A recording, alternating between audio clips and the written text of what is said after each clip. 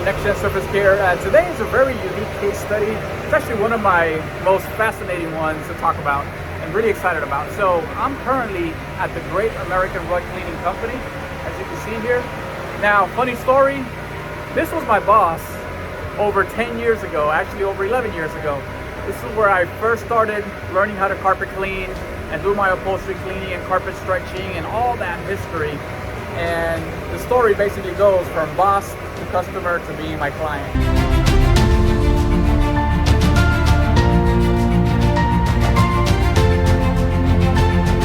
Well, basically what we're doing is this is a wash pit here in this area. So what we're going to be doing is putting an epoxy floor here.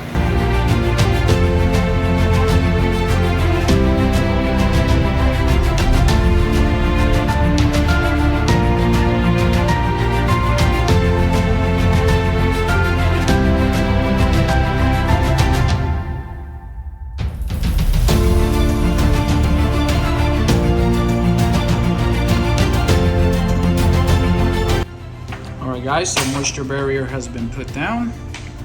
So we'll let this dry. Tomorrow morning we'll be back to start our base coat and flake the floor.